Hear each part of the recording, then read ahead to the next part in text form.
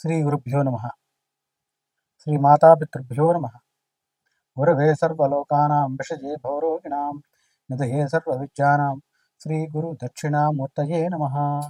ఓం నమ ప్రణవార్థాయ శుద్ధజ్ఞానైకమూర్తయే నిర్మలాయ ప్రశాంతాయ శ్రీ గురు దక్షిణామూర్తయే నమ. జ్ఞానానందమయం దేవం నిర్మల స్ఫటికాకృతిం ఆధారం సర్వవిద్యానాం హయగ్రీవముపాస్మహే. శ్రీ గురుభ్యో నమ. శ్రీ మాతాపితృభ్యో నమ. ముందుగా శ్రీ విశ్వావసునామ సంవత్సరంలో మేషాది ద్వాదశ రాశుల వారికి సంబంధించి ప్రధానంగా సర్పగ్రహాలైనటువంటి గ్రహాల్లో రాహుగ్రహ కేతుగణ సంచారంలో మార్పు సంవత్సరంన్నర తర్వాత చూస్తున్నాం. అంటే చెప్పాలి అంటే 18 నెలల తర్వాత రాహువు కేతువు వీళ్ళిద్దరూ కూడా సంచారంలో మరి మార్పును చూస్తున్నాం. ఎప్పుడు అంటే మే నెల 18వ తారీఖు సర్పగ్రహమైన రాహుగ్రహంతో పాటు కేతుగణం ఈ రెండు గ్రహాలు మార్పు చూస్తున్నాం. దీని మార్పు వల్ల ఈ జరిగే మార్పు ద్వారా ఏ ఏ రాశుల వారికి ఎలాంటి ఫలితాలు ఉంటాయి, ఎవరికి శుభ ఫలితాలు ఉంటాయి, ఎవరికి అశుభ ఫలితాలు ఉంటాయి, ఎవరికి మిశ్రమ ఫలాలు ఉంటాయి అనేది తెలుసుకుందాం. అసలు రాహుకేతువులు ఎవరు అని పరిశీలించుకుంటే ఈ రెండూ కూడా మేషం నుంచి మీనం వరకు ద్వాదశ రాశుల్లో వీరికి స్థానం లేదు. ఏ రాశిలో ఉంటే ఆ రాశి నుంచి ఇచ్చే ఫలితంతో పాటుగా వీటికి కొన్ని గ్రహాలతో మిత్రత్వం, కొన్ని గ్రహాలతో శత్రుత్వం కూడా ఉంది. ఆ రకంగా సర్పగ్రహాలైనటువంటి ఈ రెండూ కూడా జీవుణ్ణి లేదా జాతకుణ్ణి బాధ పెడుతూ ఉంటాయి. ఇవి ఎందుకు పడతాయి దోషంలో అంటే మనం చేసుకున్న పురాకృత కర్మ అంటాం. అంటే ప్రారబ్ధ కర్మ ద్వారానే ఈ యొక్క రాహుగ్రహ కేతుగణ దోషంలో ఉండటం అనేది జరుగుతుంది. సరే, దోషంలో ఉన్నాయి, దోషం పోవాలంటే ఏం చేయాలి అనేది కూడా చెప్తాను. ఇక్కడ ప్రధానంగా గోచారం, ఇప్పుడు జరిగేటువంటిది గోచారం. అంటే ఈ మే నెల 18వ తారీఖు నాడు గోచార రీత్యా రాహు మీనరాశిలో ఉన్నటువంటి రాహువు పూర్వభాద్ర నక్షత్రంలో 4వ పాదంలో ఉన్నటువంటి రాహుగ్ర సంచార రీత్యా మీనరాశి నుండి పూర్వభాద్ర నక్షత్రం 3వ పాదం అయినటువంటి కుంభరాశి ప్రవేశం చూస్తున్నాం. అది 18వ తారీఖు నాడు ఏకకాలంలో, అంటే ఒకే సమయంలో కేతుగణం కూడా అదే 18వ తారీఖు నాడు మరి కేతుగణం మార్పు చూస్తున్నాం. ఎక్కడి నుంచి అంటే కేతువు తాను ప్రస్తుతం కన్యారాశిలో ఉన్నాడు. అందున కన్యారాశిలో వచ్చేటప్పటికి ప్రధానంగా ఉత్తరా నక్షత్రంలోని 2వ పాదంలో ఉన్నాడు. 2వ పాదం నుంచి ఉత్తరా నక్షత్రంలోని మొదటి పాదం అయినటువంటి సింహరాశి ప్రవేశం చూస్తున్నాం. ఈ రాహువు కేతువు ఇద్దరు కూడా మీనరాశి నుంచి కుంభరాశిలోకి రాహువు, కేతుగణం వచ్చి కన్యారాశి నుంచి సింహంలోకి, అంటే వీళ్ళిద్దరూ కూడా వెనక్కి సంచారం చేస్తారు. దీన్నే వక్ర సంచారం అంటాం. సంచారంలో మొత్తం 7 గ్రహాలు కూడా ఋతు మార్గంలో ముందరకు వెళ్తూ ఉంటే ఈ 2 గ్రహాలు వెనక్కి వక్ర మార్గంలో సంచారం చేస్తాయి. రాహు అయినా కేతు అయినా సర్పగ్రహాలు అవటం ద్వారా వీటి సంచారమే వక్ర సంచారంగా ఉంటుంది. ఇక ఈ రాహు కేతుగణ మార్పుల ద్వారా సంచారంలో ఏ ఏ రాశుల వారికి ఏ రకంగా ఉంటుంది అనేది తెలుసుకుందాం.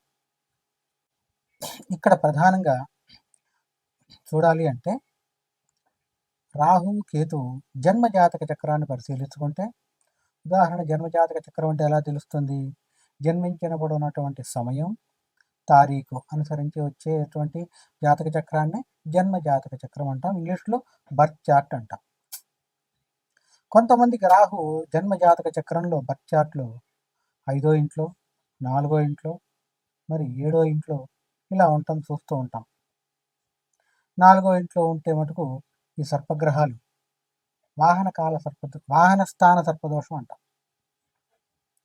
సంతాన స్థానంలో ఉంటే సంతాన స్థాన సర్పదోషం అంటాం. అలా కాకుండా వివాహ స్థానంలో ఉంటే వివాహ స్థాన సర్పదోషం అంటాం. ఇలా కాకుండా రాహుకేతువుల మధ్యలోనే మిగిలిన గ్రహాలన్నీ కూడా బందీ అయిపోయి ఉంటే దాన్ని కాల సర్పదోషం అంటాం. సవ్యకాల సర్పదోషం, అపసవ్యకాల సర్పదోషం కూడా ఉంటుంది. ఇవి సర్పదోషంలో ఉండేటువంటి రకాలు.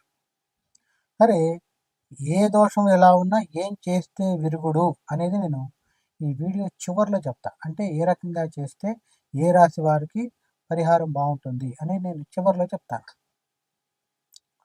ఇక ముందుగా ఒక్కొక్క రాశి గురించి సంబంధించి పరిశీలించుకుని అదే సందర్భంలో మేషరాశి నుంచి మీనరాశి వరకు గల ఈ ద్వాదశ రాశుల వారికి రాహుగ్రహ కేతుగణ సంచార మార్పుని ఒక్కొక్క రాశికి మరి విపులీకరించి విశదీకరించి విశ్లేషణాత్మకంగా తెలియపరుస్తారు. ముందుగా మేషరాశి. మేషరాశి వారికి సంబంధించి సంచారంలో ఈ మే 18వ తారీఖు నాడు రాహుగ్రహ కేతుగణ సంచార మార్పుని పరిశీలించుకుని ఏ రకంగా ఉందో చూద్దాం. ఈ మేషరాశి వారికి సంబంధించి పరిశీలిస్తే గనక ప్రస్తుతం ద్వాదశంలో 12వ ఇంట్లో ఉన్నటువంటి రాహు సంచారంలో మారి ఏకాదశంలోకి వెళ్ళటం చూస్తున్నాం. అదే సందర్భంలో కేతుగణం 6వ ఇంట్లో కన్యారాశి నుంచి వెనక్కి 5వ స్థానంలోకి 5వ ఇంట్లోకి సింహరాశి ప్రవేశం చూస్తున్నాం. అంటే మేషరాశి వారికి రాహు కుంభంలో ఏకాదశంలోకి, కేతువు సింహంలో పంచమంలోకి మారుతున్నారు. ఈ రీత్యా మేషరాశి వారికి సంబంధించి ఎలా ఉంటుంది అని పరిశీలిస్తే మేషరాశి వారికి రాహు గ్రహం, కేతు ఈ సర్పగ్రహాల అనుగ్రహం చాలా బాగుంటుందనే చెప్పాలి. ఎందుకని అంటే రాహు ఏకాదశంలో ఉంటాడు, ఒకంత మంచి చేస్తాడు ఆయన. అదే సందర్భంలో మేషరాశి వాళ్ళు మిత్రులతో జాగ్రత్తగా ఉండాలి. సాధ్యమైనంత వరకు మిత్రులు చెప్పింది వినొచ్చు, కానీ వాళ్ళు చెప్పింది నమ్మి ఎక్కడైనా డబ్బులు పెడితే అవి పోతాయి, రావు. ఇది చాలా ప్రధానం. మరీ ముఖ్యంగా మిత్రులతో జాగ్రత్తగా ఉండాలి. చదువుకునే విద్యార్థులు అయితే మిత్రులతో వాళ్ళు చెప్పింది వినేయకూడదు, విచక్షణతో ఆలోచించాలి. వాళ్ళు చెప్పింది పూర్తిగా నమ్మేసి ఒక్కొక్కసారి వాళ్ళు చెప్పింది నమ్మితే మోసపోయే అవకాశం ఉంది. చదువుకునే విద్యార్థులకి ఇది చాలా అవసరం, మేషరాశిలో ఉండేటువంటి వారికి. ఉదాహరణ, బయటికి వెళ్దాం ఇక్కడి వరకే అని చెప్పి ఎవరు లేనప్పుడు అతనితో పాటు వెళ్తే చాలా ఇబ్బంది. ఇట్లా నమ్మినప్పుడే మోసం చేస్తారు. ఆ అవకాశం మేషరాశి వాళ్ళకి ఎక్కువ ఉంటుంది, కారణం రాహు. అదే సందర్భంలో ఒక మిత్రులు కాకుండా మిగిలిన అన్ని రంగాల్లో మేషరాశి వారికి రాహు ద్వారా చాలా బాగుంటుంది. ఆకస్మిక ధనలాభం ఉంటుంది.